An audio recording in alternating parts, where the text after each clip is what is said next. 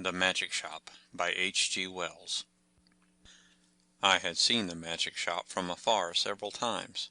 I had passed it once or twice, a shop window of alluring little objects, magic balls, magic hens, wonderful cones, ventriloquist dolls, the material of the basket trick, packs of cards that looked all right, and all that sort of thing, but never had I thought of going in until one day, almost without warning, Gip hauled me by my fingers right up to the window, and so conducted himself that there was nothing for it but to take him in. I had not thought the place was there, to tell the truth. A modest-sized frontage in Regent Street, between the picture shop and the place where the chicks run about just out of patent incubators, but there it was sure enough. I had fancied it was down nearer the circus, or round the corner in Oxford Street, or even in Holborn. Always over the way and a little inaccessible it had been, with something of the mirage in its position. But here it was now quite indisputably, and the fat end of Gip's pointing finger made a noise upon the glass. "If I was rich," said Gip, dabbing a finger at the disappearing egg, "I'd buy myself that, and that," which was the crying baby, very human, and that, which was a mystery and called, so a neat card asserted, "Buy one and astonish your friends." "Anything," said Gip, "will disappear under one of those cones. I have read about it in a book. And there, Dada, is the vanishing halfpenny, only they put it this way up so's we can't see how it's done. Gip, dear boy, inherits his mother's breeding, and he did not propose to enter the shop or worry in any way, only, you know, quite unconsciously he lugged my finger doorward, and he made his interest clear. 'That,' he said, and pointed to the magic bottle. 'If you had that?' I said, at which promising inquiry he looked up with a sudden radiance. 'I could show it to Jessie,' he said, thoughtful as ever of others. 'It's less than 100 days to your birthday, Gibbles,' I said, and laid my hand on the door handle. Gip made no answer, but his grip tightened on my finger, and so we came into the shop. It was no common shop, this.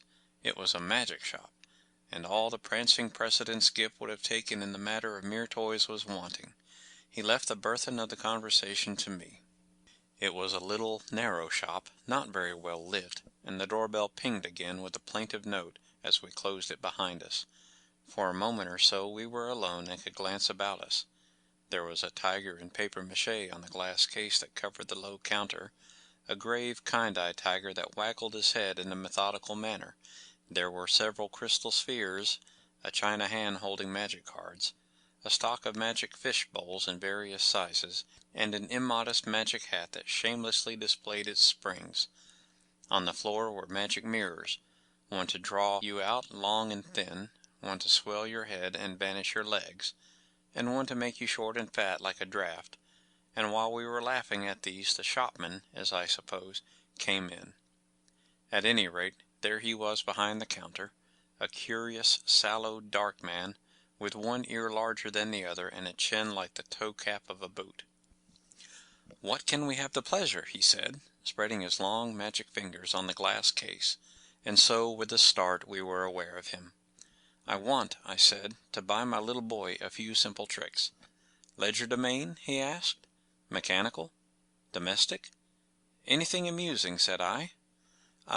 Said the shopman, and scratched his head for a moment as if thinking. Then, quite distinctly, he drew from his head a glass ball. "Something in this way," he said, and held it out. The action was unexpected. I had seen the trick done at entertainment endless times before. It's part of the common stock of conjurers, but I had not expected it here. "That's good," I said with a laugh. "Isn't it?" said the shopman. Gip stretched out his disengaged hand to take this object and found merely a blank palm. "It's in your pocket," said the shopman, and there it was. "How much will that be?" I asked. "We make no charge for glass balls," said the shopman politely. "We get them," he picked one out of his elbow as he spoke, "free."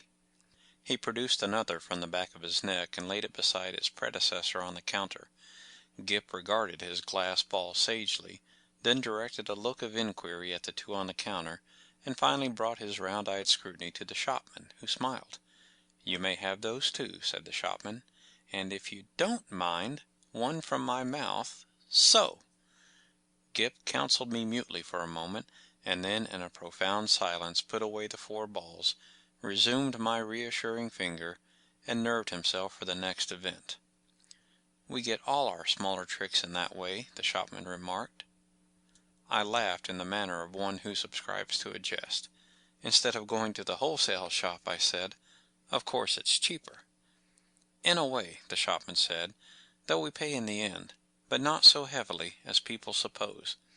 Our larger tricks and our daily provisions and all the other things we want, we get out of that hat. And you know, sir, if you'll excuse my saying it, there isn't a wholesale shop, not for genuine magic goods, sir.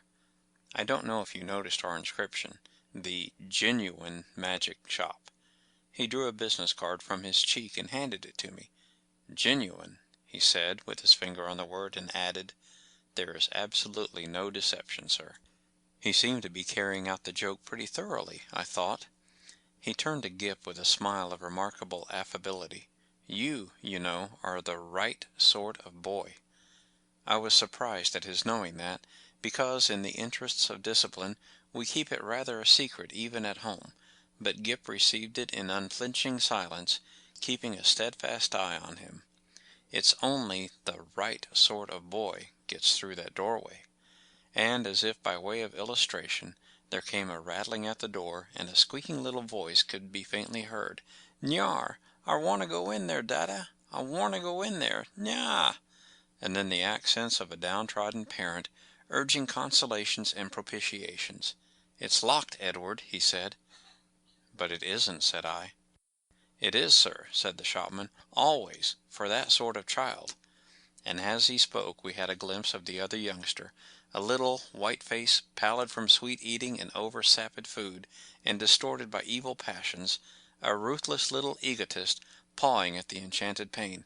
"It's no good, sir," said the shopman, as I moved, with my natural helpfulness, doorward, and presently the spoilt child was carried off howling. "How do you manage that?" I said, breathing a little more freely.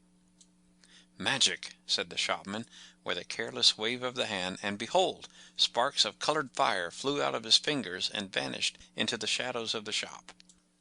"You were saying," he said, addressing himself to Gip, "before you came in, that you would like one of our Buy One and Astonish Your Friends boxes." Gip, after a gallant effort, said, "Yes." "It's in your pocket." And leaning over the counter (he really had an extraordinarily long body) this amazing person produced the article in the customary conjurer's manner. "Paper," he said, and took a sheet out of the empty hat with the springs. "String," and behold his mouth was a string box, from which he drew an unending thread, which when he had tied his parcel he bit off, and it seemed to me, swallowed the ball of string. And then he lit a candle at the nose of one of the ventriloquist's dummies, stuck one of his fingers, which had become sealing wax red, into the flame, and so sealed the parcel. "Then there was the disappearing egg," he remarked, and produced one from within my coat breast, and packed it, and also the crying baby very human. I handed each parcel to Gip as it was ready, and he clasped them to his chest. He said very little, but his eyes were eloquent, the clutch of his arms was eloquent. He was the playground of unspeakable emotions. These, you know, were real magics. Then, with a start, I discovered something moving about in my hat, something soft and jumpy. I whipped it off, and a ruffled pigeon, no doubt a confederate, dropped out and ran on the counter, and went, I fancy, into a cardboard box behind the papier-mâché tiger. "Tut, tut," said the shopman, dexterously relieving me of my headdress. "Careless bird, and, as I live, nesting." He shook my hat, and shook out into his extended hand 2 or 3 eggs, a large marble, a watch, about half a dozen of the inevitable glass balls, and then crumpled, crinkled paper, more and more and more, talking all the time of the way in which people neglect to brush their hats inside as well as out, politely of course, but with a certain personal application. "All sorts of things accumulate, sir. Not you, of course, in particular. Nearly every customer. Astonishing what they carry about with them." The crumpled paper rose and billowed on the counter more and more and more, until he was nearly hidden from us, until he was altogether hidden, and still his voice went on and on. We none of us know what the fair semblance of a human being may conceal, sir. Are we all then no better than brushed exteriors, whited sepulchres? His voice stopped, exactly like when you hit a neighbor's gramophone with a well-aimed brick. The same instant silence, and the rustle of the paper stopped, and everything was still. "Have you done with my hat?" I said, after an interval. There was no answer. I stared at Gip, and Gip stared at me, and there were our distortions in the magic mirrors, looking very rum and grave and quiet. "I think we'll go now," I said. "Will you tell me how much all this comes to?" "I say," I said on a rather louder note, "I want the bill and my hat, please." It might have been a sniff from behind the paper pile. "Let's look behind the counter, Gip," I said. "He's making fun of us." I led Gip round the head-wagging tiger, and what do you think there was behind the counter? No one at all. Only my hat on the floor, and a common conjurer's lop-eared white rabbit lost in meditation, and looking as stupid and crumpled as only a conjurer's rabbit can do. I resumed my hat, and the rabbit lolloped a lollop or so out of my way. "Dada?" said Gip in a guilty whisper. "What is it, Gip?" said I. "I do like this shop, Dada." So should I said to myself, if the counter wouldn't suddenly extend itself to shut one off from the door. But I didn't call Gip's attention to that. "Pussy," he said, with a hand out to the rabbit as it came lolloping past us. "Pussy, do Gip a magic," and his eyes followed it as it squeezed through a door I had certainly not remarked a moment before. Then this door opened wider, and the man with one ear larger than the other appeared again. He was smiling still, but his eyes met mine with something between amusement and defiance. "You'd like to see our showroom, sir," he said, with an innocent suavity. Gip tugged my finger forward. I glanced at the counter and met the shopman's eyes again. I was beginning to think the magic just a little too genuine. "We haven't very much time," I said, but somehow we were inside the showroom before I could finish that. "All goods of the same quality," said the shopman, rubbing his flexible hands together, "and that is the best nothing in the place that isn't genuine magic and warranted thoroughly rum. Excuse me, sir." I felt him pull at something that clung to my coat sleeve, and then I saw he held a little wriggling red demon by the tail. The little creature bit and fought and tried to get at his hand, and in a moment he tossed it carelessly behind a counter. No doubt the thing was only an image of twisted india rubber, but for the moment… and his gesture was exactly that of a man who handles some petty, biting bit of vermin. I glanced at Gip, but Gip was looking at a magic rocking horse. I was glad he hadn't seen the thing. "I say," I said in an undertone and indicating Gip and the red demon with my eyes, "you haven't many things like that about, have you?" "None of ours. Probably brought it with you," said the shopman, also in an undertone, and with a more dazzling smile than ever. "Astonishing what people will carry about with them unawares." And then to Gip, "Do you see anything you fancy here?" There were many things that Gip fancied there. He turned to this astonishing tradesman with mingled confidence and respect. "Is that a magic sword?" he said. "A magic toy sword. It neither bends, breaks, nor cuts the fingers. It renders the bearer invincible in battle against anyone under 18. Half a crown to 7 and 6 pence, according to size. These panoplies on cards are for juvenile knights errant and very useful. Shield of safety, sandals of swiftness, helmet of invisibility." "Oh, Daddy!" gasped Gip. I tried to find out what they cost, but the shopman did not heed me. He had got Gip now. He had got him away from my finger. He had embarked upon the exposition of all his confounded stock, and nothing was going to stop him. Presently I saw, with a qualm of distrust and something very like jealousy, that Gip had hold of this person's finger as usually he has hold of mine. No doubt the fellow was interesting, I thought, and had an interestingly faked lot of stuff, really good fake stuff. Still… I wandered after them, saying very little, but keeping an eye on this prestidigital fellow. After all, Gip was enjoying it, and no doubt when the time came to go we should be able to go quite easily.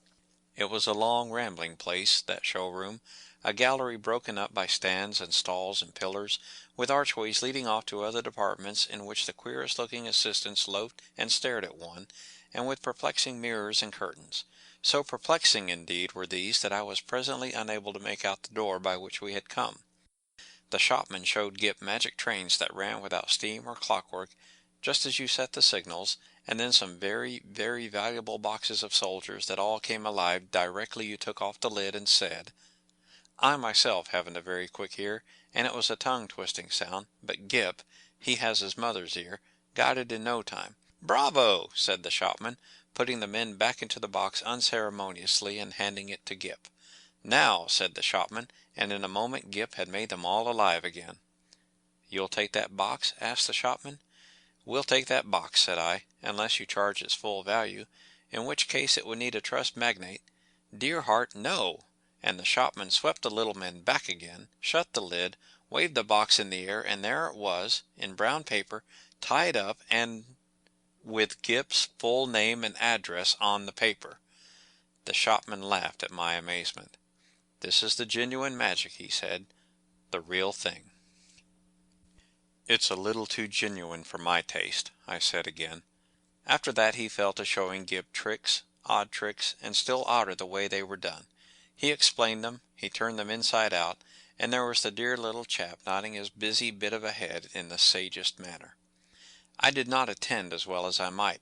"Hey presto!" said the magic shopman, and then would come the clear, small "Hey presto!" of the boy. But I was distracted by other things.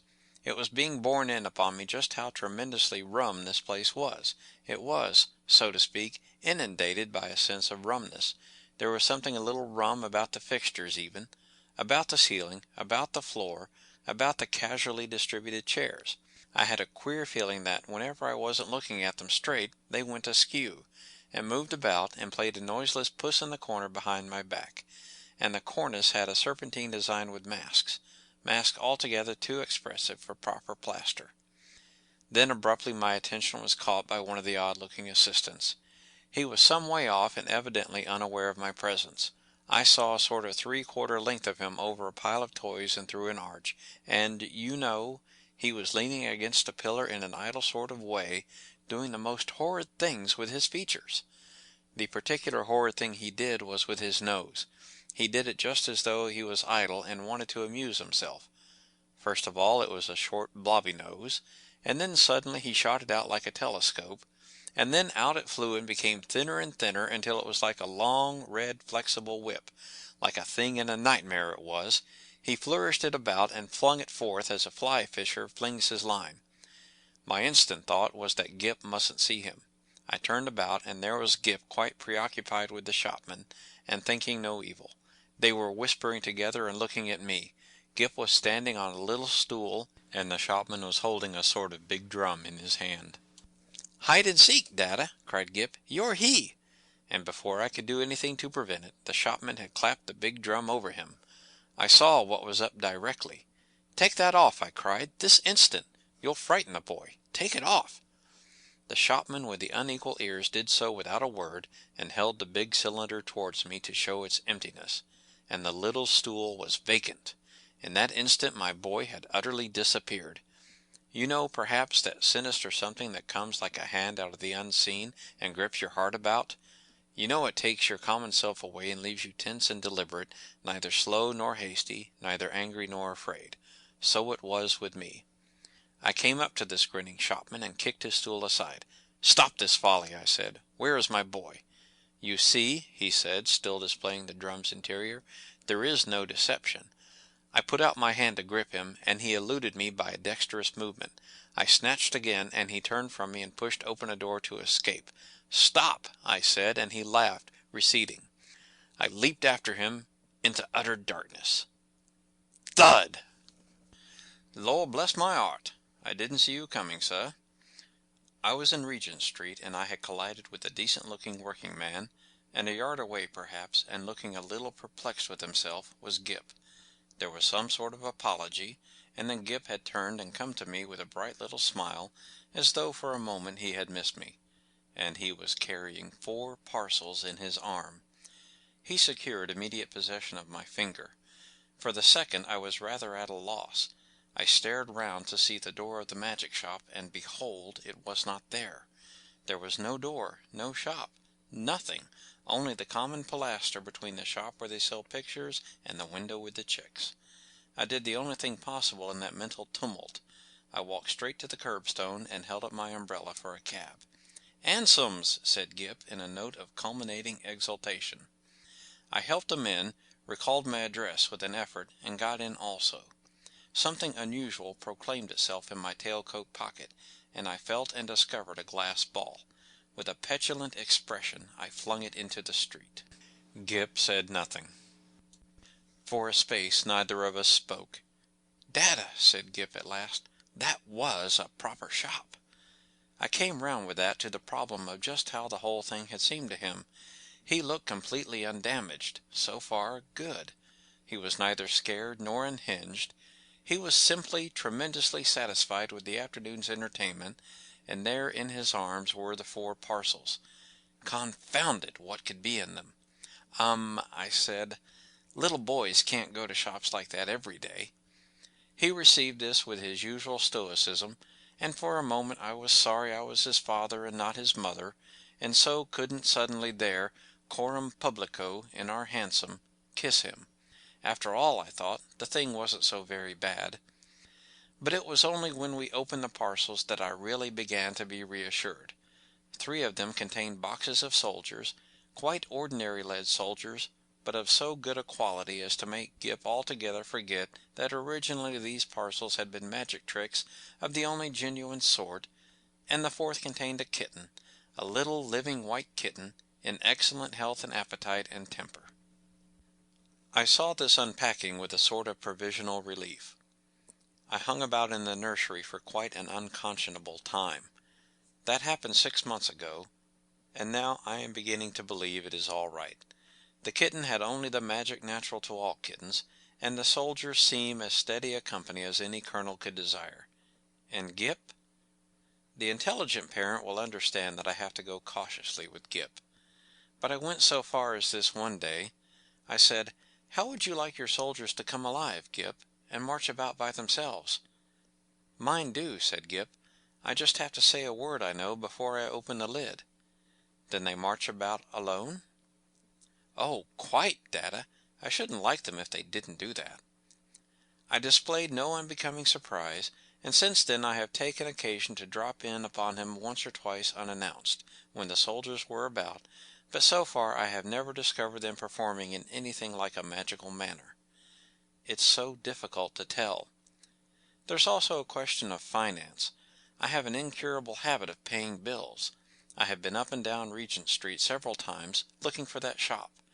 I am inclined to think, indeed, that in that matter honour is satisfied, and that, since Gip's name and address are known to them, I may very well leave it to these people, whoever they may be, to send in their bill in their own time. The Door in the Wall by H.G. Wells. One confidential evening, not 3 months ago, Lionel Wallace told me this story of the door in the wall. And at the time I thought that so far as he was concerned, it was a true story. He told it me with such a direct simplicity of conviction that I could not do otherwise than believe in him. But in the morning, in my own flat, I woke to a different atmosphere, and as I lay in bed and recalled the things he had told me, stripped of the glamour of his earnest, slow voice, denuded of the focused shaded table light, the shadowy atmosphere that wrapped about him, and the pleasant bright things, the dessert and glasses and napery of the dinner we had shared, making them for the time a bright little world cut off from everyday realities, I saw it all as frankly incredible. "He was mystifying," I said. And then, how well he did it! It isn't quite the thing I should have expected him, of all people, to do well.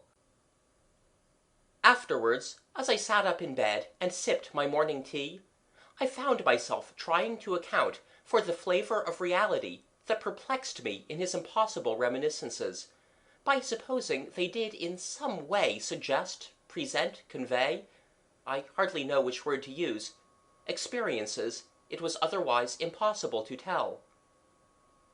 Well, I don't resort to that explanation now. I have got over my intervening doubts. I believe now, as I believed at the moment of telling, that Wallace did to the very best of his ability strip the truth of his secret for me. But whether he himself saw, or only thought he saw, whether he himself was the possessor of an inestimable privilege, or the victim of a fantastic dream, I cannot pretend to guess. Even the facts of his death, which ended my doubts forever, throw no light on that. That much the reader must judge for himself. I forget now what chance comment or criticism of mine moved so reticent a man to confide in me. He was, I think, defending himself against an imputation of slackness and unreliability I had made in relation to a great public movement in which he had disappointed me. But he plunged suddenly. "I have," he said, "a preoccupation." "I know," he went on, after a pause that he devoted to the study of his cigar ash. "I have been negligent. The fact is, it isn't a case of ghosts or apparitions, but it's an odd thing to tell of, Redmond. I am haunted.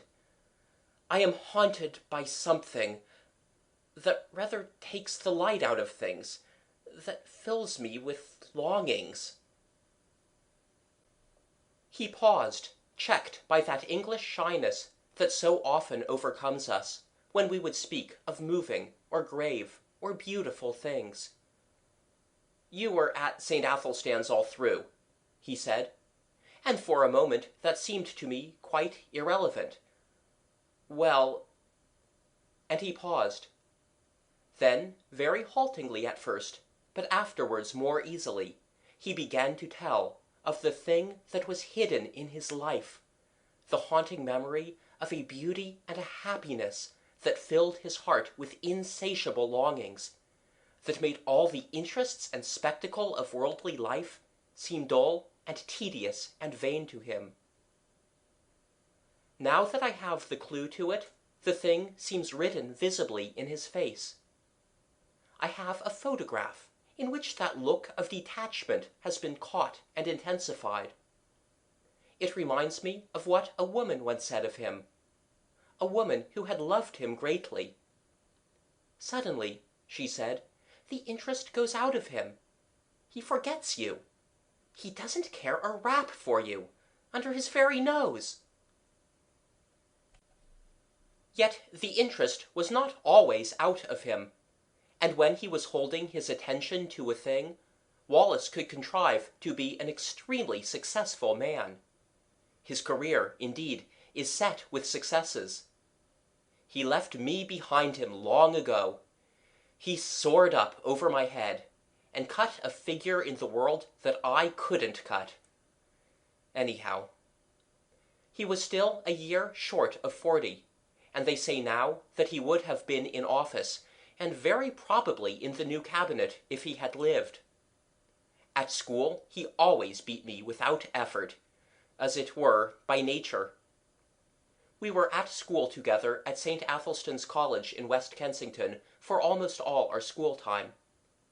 He came into the school as my co-equal, but he left far above me in a blaze of scholarships and brilliant performance. Yet I think I made a fair average running. And it was at school I heard first of the door in the wall, that I was to hear of a second time, only a month before his death. To him, at least, the door in the wall was a real door, leading through a real wall to immortal realities. Of that I am now quite assured. And it came into his life early, when he was a little fellow between 5 and 6. I remember how, as he sat making his confession to me with a slow gravity, he reasoned and reckoned the date of it.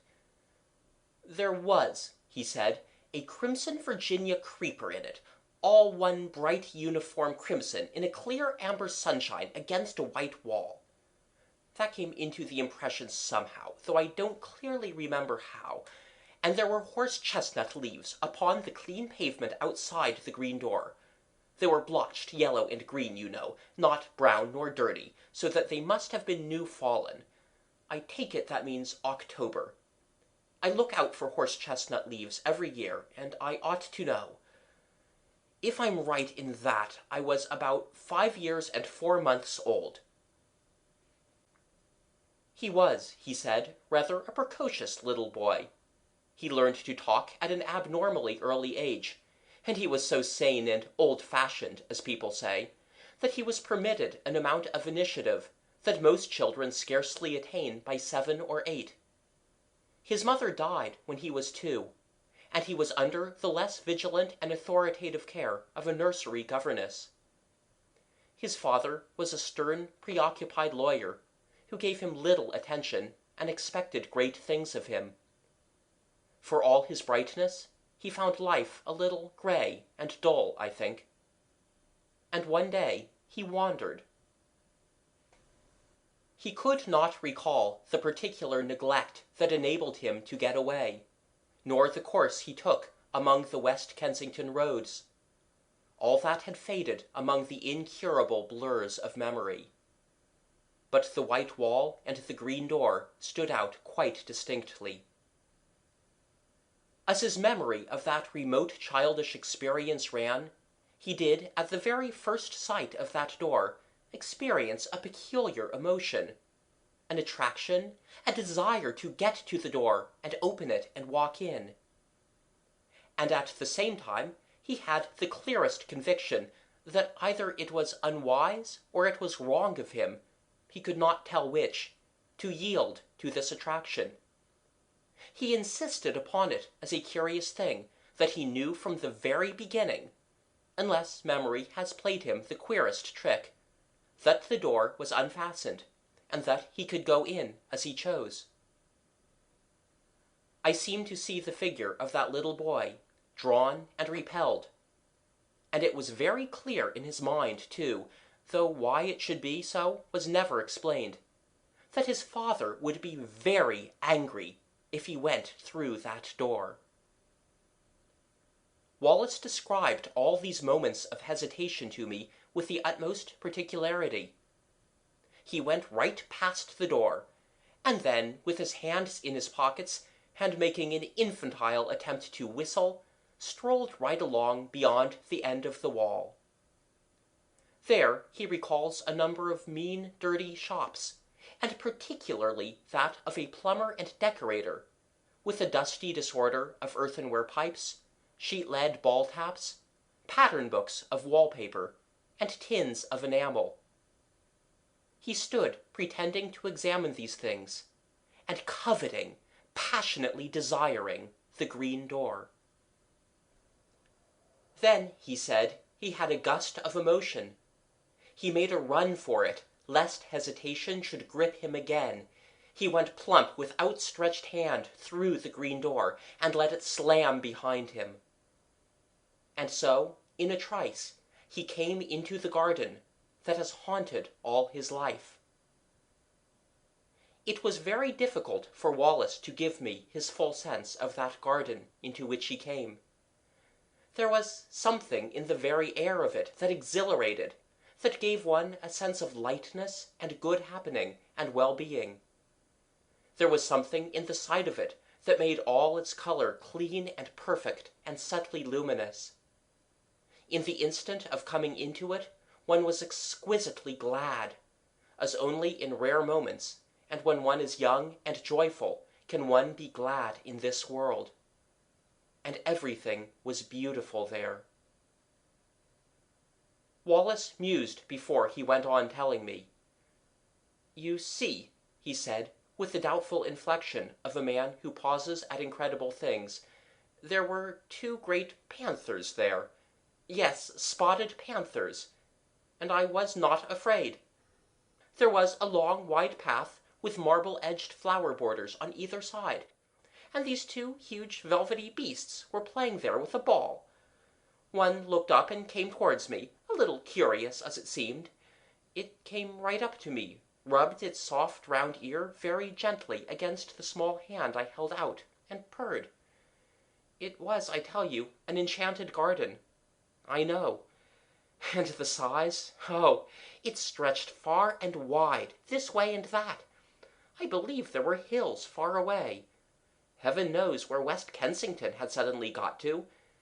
And somehow it was just like coming home. You know, in the very moment the door swung to behind me, I forgot the road with its fallen chestnut leaves, its cabs and tradesmen's carts. I forgot the sort of gravitational pull back to the discipline and obedience of home. I forgot all hesitations and fear, forgot discretion, forgot all the intimate realities of this life.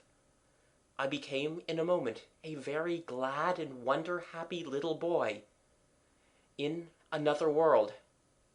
It was a world with a different quality, a warmer, more penetrating and mellower light, with a faint clear gladness in its air, and wisps of sun-touched cloud in the blueness of its sky. And before me ran this long, wide path, invitingly, with weedless beds on either side, rich with untended flowers, and these two great panthers. I put my little hands fearlessly on their soft fur, and caressed their round ears, and the sensitive corners under their ears, and played with them, and it was as though they welcomed me home. There was a keen sense of homecoming in my mind, and when presently a tall, fair girl appeared in the pathway and came to meet me, smiling, and said, "Well?" to me, and lifted me, and kissed me, and put me down, and led me by the hand, there was no amazement, but only an impression of delightful rightness, of being reminded of happy things that had in some strange way been overlooked. There were broad steps, I remember, that came into view between spikes of delphinium, and up these we went to a great avenue between very old and shady dark trees. All down this avenue, you know, between the red chapped stems, were marble seats of honor and statuary, and very tame and friendly white doves. And along this avenue my girl-friend led me, looking down. I recall the pleasant lines, the finely modelled chin of her sweet, kind face, asking me questions in a soft, agreeable voice, and telling me things, pleasant things I know, though what they were I was never able to recall. And presently a little capuchin monkey, very clean, with a fur of ruddy brown and kindly hazel eyes, came down a tree to us, and ran beside me, looking up at me and grinning, and presently leapt to my shoulder. So we went on our way in great happiness. He paused. "Go on," I said. "I remember little things.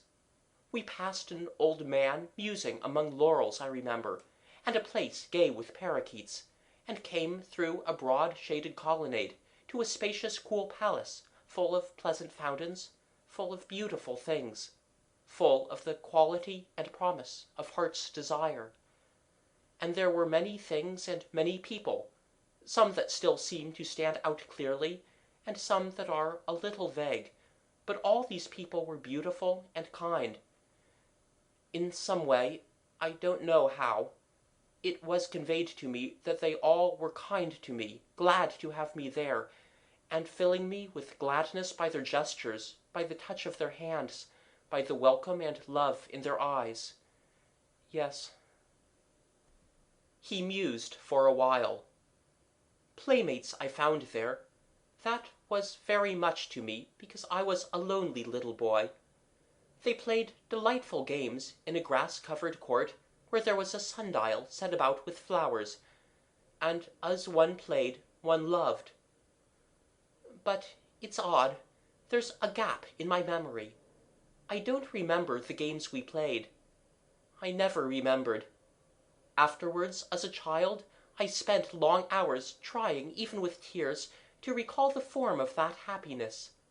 I wanted to play it all over again, in my nursery, by myself. No, all I remember is the happiness and two dear playfellows who were most with me. Then presently came a sombre dark woman with a grave pale face and dreamy eyes, a sombre woman wearing a soft long robe of pale purple, who carried a book and beckoned and took me aside with her into a gallery above a hall, though my playmates were loath to have me go, and ceased their game and stood watching as I was carried away. "Come back to us," they cried. "Come back to us soon." I looked up at her face, but she heeded them not at all. Her face was very gentle and grave. She took me to a seat in the gallery, and I stood beside her, ready to look at her book as she opened it upon her knee. The pages fell open. She pointed, and I looked marvelling, for in the living pages of that book I saw myself. It was a story about myself, and in it were all the things that had happened to me since ever I was born. It was wonderful to me, because the pages of that book were not pictures, you understand, but realities. Wallace paused gravely, looked at me doubtfully. "Go on," I said. "I understand." They were realities. Yes, they must have been. People moved and things came and went in them. My dear mother, whom I had near forgotten. Then my father, stern and upright. The servants, the nursery, all the familiar things of home. Then the front door and the busy streets with traffic to and fro. I looked and marvelled, and looked half doubtfully again into the woman's face, and turned the pages over, skipping this and that, to see more of this book, and more, and so at last I came to myself hovering and hesitating outside the green door in the long white wall, and felt again the conflict and the fear. "And next?" I cried, and would have turned on, but the cool hand of the grave woman delayed me. "Next!" I insisted, and struggled gently with her hand, pulling up her fingers with all my childish strength, and as she yielded, and the page came over, she bent down upon me like a shadow, and kissed my brow. But the page did not show the enchanted garden, nor the panthers, nor the girl who had led me by the hand, nor the playfellows who had been so loath to let me go. It showed a long grey street in West Kensington, on that chill hour of afternoon before the lamps are lit. And I was there, a wretched little figure, weeping aloud, for all that I could do to restrain myself. And I was weeping because I could not return to my dear playfellows who had called after me, "Come back to us soon." I was there. This was no page in a book, but harsh reality. That enchanted place and the restraining hand of the grave mother at whose knee I stood had gone.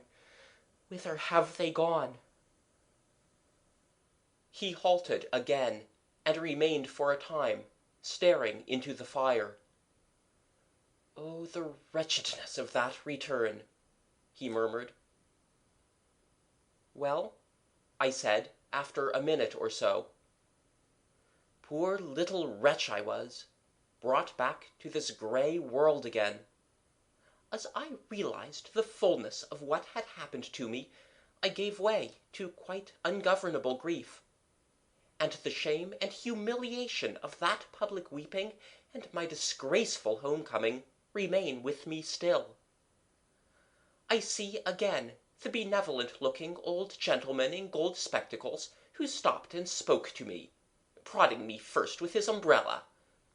"Poor little chap," said he, "and are you lost then?" And me, a London boy of 5 and more. And he must needs bring in a kindly young policeman, and make a crowd of me, and so march me home. Sobbing, conspicuous, and frightened, I came from the enchanted garden to the steps of my father's house. That is as well as I can remember my vision of that garden, the garden that haunts me still.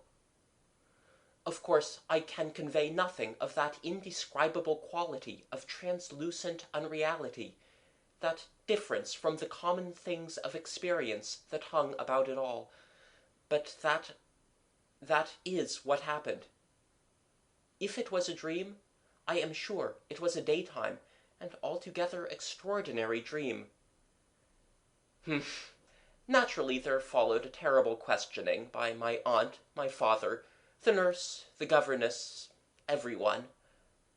I tried to tell them, and my father gave me my first thrashing for telling lies. When afterwards I tried to tell my aunt, she punished me again for my wicked persistence. Then, as I said, everyone was forbidden to listen to me, to hear a word about it. Even my fairy tale books were taken away from me for a time, because I was too imaginative. Eh? Yes, they did that. My father belonged to the old school, and my story was driven back upon myself.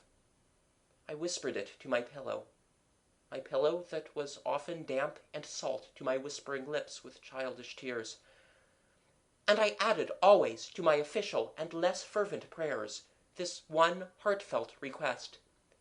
Please, God, I may dream of the garden.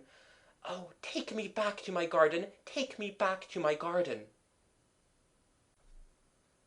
I dreamt often of the garden. I may have added to it, I may have changed it, I do not know.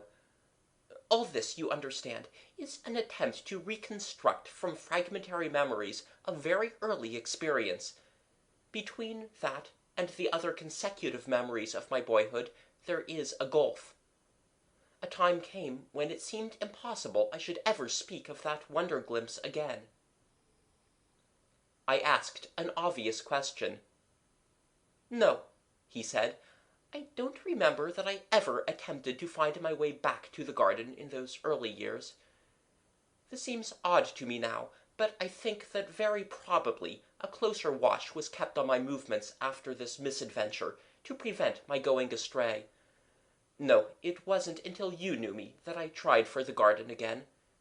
And I believe there was a period, incredible as it seems now, when I forgot the garden altogether.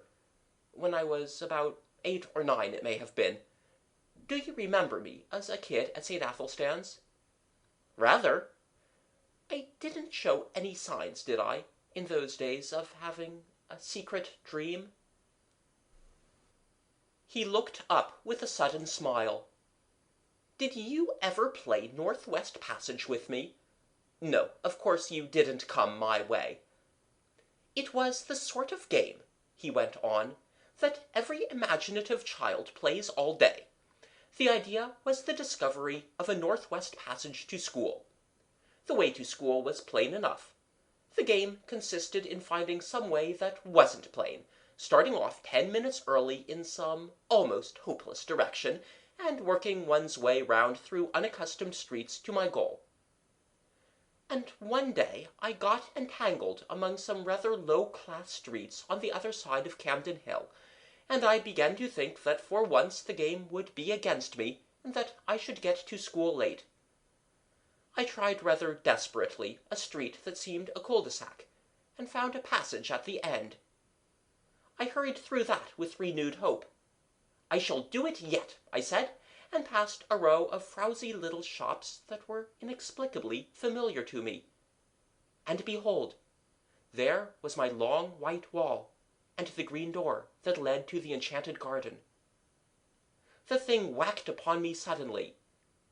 Then after all, that garden, that wonderful garden, wasn't a dream. He paused. I suppose my second experience with the green door marks the world of difference there is between the busy life of a schoolboy and the infinite leisure of a child. Anyhow, the second time I didn't for a moment think of going in straight away.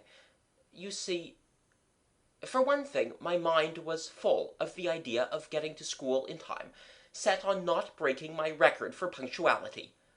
I must surely have felt some little desire, at least to try the door. Yes, I must have felt that. But I seem to remember the attraction of the door mainly as another obstacle to my overmastering determination to get to school. I was immediately interested by this discovery I had made, of course. I went on with my mind full of it. But I went on. It didn't check me. I ran past, tugging out my watch, found I had 10 minutes still to spare, and then I was going downhill into familiar surroundings. I got to school, breathless, it is true, and wet with perspiration, but in time. I can remember hanging up my coat and hat, went right by it, and left it behind. Odd, eh? He looked at me thoughtfully. Of course, I didn't know then that it wouldn't always be there. Schoolboys have limited imaginations. I suppose I thought it was an awfully jolly thing to have it there, to know my way back to it, but there was the school tugging at me. I expect I was a good deal distraught and inattentive that morning, recalling what I could of the beautiful, strange people I should presently see again. Oddly enough, I had no doubt in my mind that they would be glad to see me. Yes, I must have thought of the garden that morning just as a jolly sort of place to which one might resort in the interludes of a strenuous scholastic career. I didn't go that day at all. The next day was a half-holiday, and that may have weighed with me. Perhaps, too, my state of inattention brought down impositions upon me, and docked the margin of time necessary for the detour. I don't know. What I do know is that in the meantime the enchanted garden was so much upon my mind that I could not keep it to myself. I told, what was his name, a Faraday-looking youngster we used to call Squiff. Young Hopkins, said I. Hopkins it was. I did not like telling him. I had a feeling that in some way it was against the rules to tell him, but I did. He was walking part of the way home with me. He was talkative, and if we had not talked about the enchanted garden, we should have talked of something else, and it was intolerable to me to think about any other subject. So I blabbed. Well, he told my secret. The next day, in the play interval, I found myself surrounded by half a dozen bigger boys, half teasing and wholly curious to hear more of the enchanted garden. There was that big Fawcett.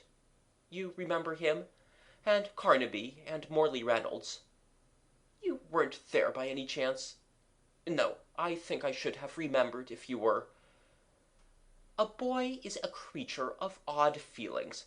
I was, I really believe, in spite of my secret self-disgust, a little flattered to have the attention of these big fellows. I remember particularly a moment of pleasure caused by the praise of Crawshaw. You remember Crawshaw Major, the son of Crawshaw the composer, who said it was the best lie he had ever heard. But at the same time there was a really painful undertow of shame at telling what I felt was indeed a sacred secret. That beast Fawcett made a joke about the girl in green. Wallace's voice sank with the keen memory of that shame. I pretended not to hear, he said. Well, then Carnaby suddenly called me a young liar and disputed with me when I said the thing was true. I said I knew where to find the green door and could lead them all there in 10 minutes. Carnaby became outrageously virtuous and said I'd have to, and bear out my words or suffer. Did you ever have Carnaby twist your arm? Then perhaps you'll understand how it went with me. I swore my story was true. There was nobody in the school then to save a chap from Carnaby, though Crawshaw put in a word or so. Carnaby had got his game. I grew excited and red-eared and a little frightened. I behaved altogether like a silly little chap. And the outcome of it all was that instead of starting alone for my enchanted garden, I led the way presently, cheeks flushed, ears hot, eyes smarting, and my soul one burning misery and shame, for a party of 6 mocking, curious, and threatening schoolfellows. We never found the white wall and the green door. You mean? I mean, I couldn't find it. I would have found it if I could. And afterwards, when I could go alone, I couldn't find it. I never found it. I seem now to have been always looking for it through my schoolboy days, but I've never come upon it again. Did the fellows make it disagreeable? Beastly. Carnaby held a council over me for wanton lying. I remember how I sneaked home and upstairs to hide the marks of my blubbering. But when I cried myself to sleep at last, it wasn't for Carnaby, but for the garden, for the beautiful afternoon I had hoped for the sweet friendly women, and the waiting playfellows, and the game I had hoped to learn again, that beautiful forgotten game. I believed firmly that if I had not told, I had bad times after that, crying at night and wool-gathering by day. For 2 terms I slackened and had bad reports. Do you remember? Of course you would. It was you, your beating me in mathematics, that brought me back to the grind again. For a time my friend stared silently into the red heart of the fire. Then he said, I never saw it again until I was 17. It leapt upon me for the 3rd time as I was driving to Paddington on my way to Oxford and a scholarship. I had just one momentary glimpse. I was leaning over the apron of my hansom, smoking a cigarette, and no doubt thinking myself no end of a man of the world, and suddenly there was the door, the wall, the dear sense of unforgettable and still attainable things. We clattered by, I too taken by surprise to stop my cab until we were well past and round a corner. Then I had a queer moment, a double and divergent movement of my will. I tapped the little door in the roof of the cab and brought my arm down to pull out my watch. Yes, sir, said the cabman smartly. Well, it's nothing, I cried. My mistake. We haven't much time. Go on. And he went on. I got my scholarship, and the night after I was told of that, I sat over my fire in my little upper room, my study, in my father's house, with his praise, his rare praise, and his sound counsels ringing in my ears, and I smoked my favourite pipe, the formidable bulldog of adolescence, and thought of that door in the long white wall. If I had stopped, I thought, I should have missed my scholarship. I should have missed Oxford, muddled all the fine career before me. I begin to see things better. I fell musing deeply, but I did not doubt then this career of mine was a thing that merited sacrifice.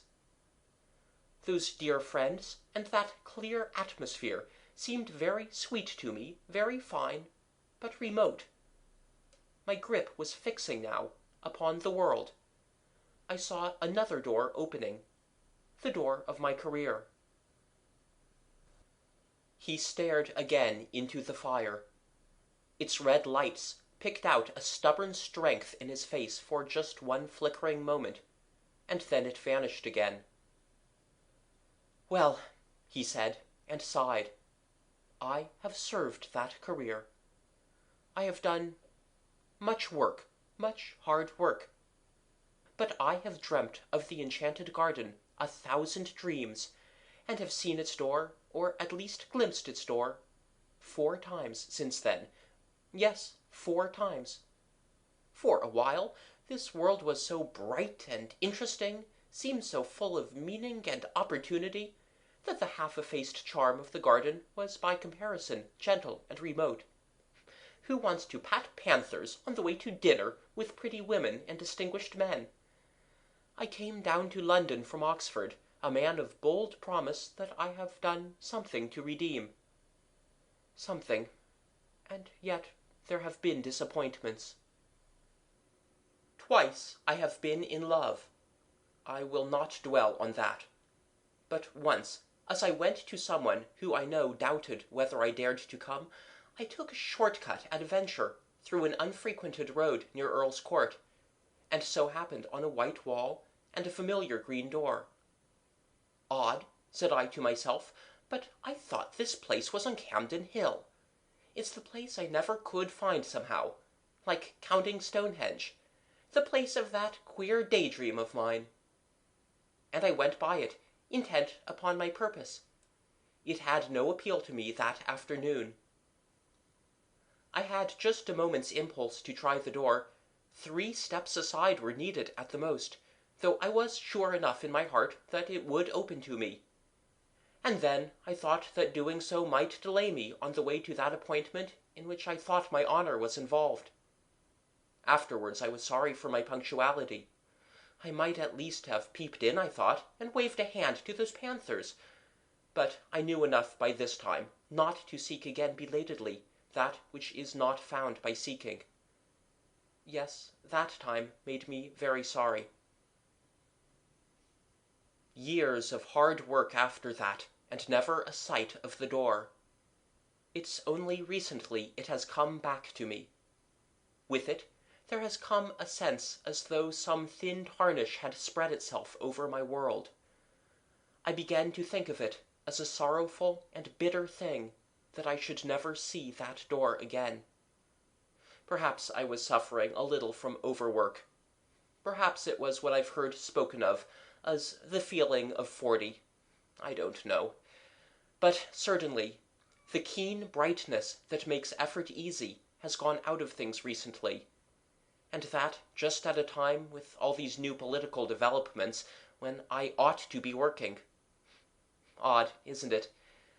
But I do begin to find life toilsome, its rewards, as I come near them, cheap.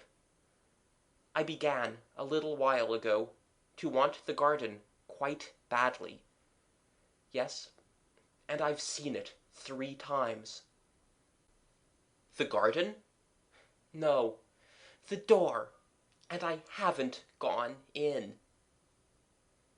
He leaned over the table to me, with an enormous sorrow in his voice as he spoke. Thrice I have had my chance, thrice!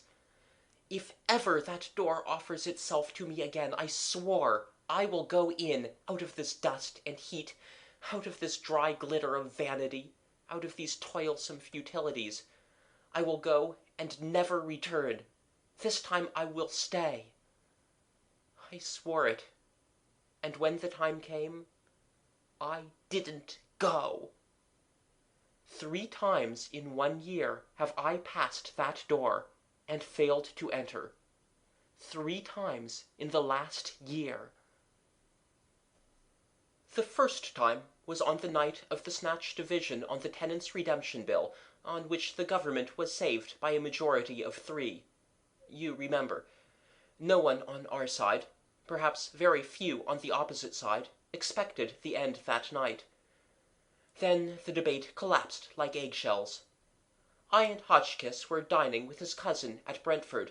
We were both unpaired, and we were called up by telephone, and set off at once in his cousin's motor. We got in barely in time, and on the way we passed my wall and door, livid in the moonlight, blotched with hot yellow as the glare of our lamps lit it, but unmistakable. "My God!" cried I. "What?" said Hotchkiss. "Nothing," I answered, and the moment passed. "I've made a great sacrifice," I told the whip as I got in. "They all have," he said, and hurried by. I do not see how I could have done otherwise then. And the next occasion was as I rushed to my father's bedside, to bid that stern old man farewell. Then, too, the claims of life were imperative. But the third time was different. It happened a week ago. It fills me with hot remorse to recall it. I was with Gurker and Ralphs. It's no secret now, you know, that I've had my talk with Gurker. We had been dining at Frobisher's, and the talk had become intimate between us. The question of my place in the reconstructed ministry lay always just over the boundary of the discussion. Yes, that's all settled. It needn't be talked about yet, but there's no reason to keep a secret from you. Yes, thanks. But let me tell you my story. Then, on that night, things were very much in the air. My position was a very delicate one. I was keenly anxious to get some definite word from Gurker, but was hampered by Ralph's presence. I was using the best power of my brain to keep that light and careless talk not too obviously directed to the point that concerns me. I had to. Ralph's behavior since has more than justified my caution. Ralph's, I knew, would leave us beyond the Kensington High Street, and then I could surprise Gurker by a sudden frankness. One has sometimes to resort to these little devices. And then it was that in the margin of my field of vision I became aware once more of the white wall, the green door before us down the road. We passed it talking. I passed it. I can still see the shadow of Gurker's marked profile, his opera hat tilted forward over his prominent nose, the many folds of his neck wrap going before my shadow and Ralph's as we sauntered past. I passed within 20 inches of the door. If I say good night to them and go in, I asked myself, what will happen? And I was all a tingle for that word with Gurker. I could not answer that question in the tangle of my other problems. They will think me mad, I thought. And suppose I vanish now? Amazing disappearance of a prominent politician. That weighed with me. 1,000 inconceivably petty worldlinesses weighed with me in that crisis. Then he turned on me with a sorrowful smile, and speaking slowly. "Here I am," he said. "Here I am," he repeated, "and my chance has gone from me. 3 times in 1 year the door has been offered me, the door that goes into peace, into delight, into a beauty beyond dreaming, a kindness no man on earth can know, and I have rejected it, Redmond. It has gone." "How do you know?" "I know. I am left now to work it out, to stick to the tasks that held me so strongly when my moments came. You say I have success, this vulgar, tawdry, irksome, envied thing. I have it." He had a walnut in his big hand. "If that was my success," he said, and crushed it, and held it out for me to see. "Let me tell you something, Redmond. This loss is destroying me. For 2 months, for 10 weeks nearly now, I have done no work at all except the most necessary and urgent duties. My soul is full of inappeasable regrets. At nights, when it is less likely I shall be recognized, I go out. I wander. Yes, I wonder what people would think of that if they knew.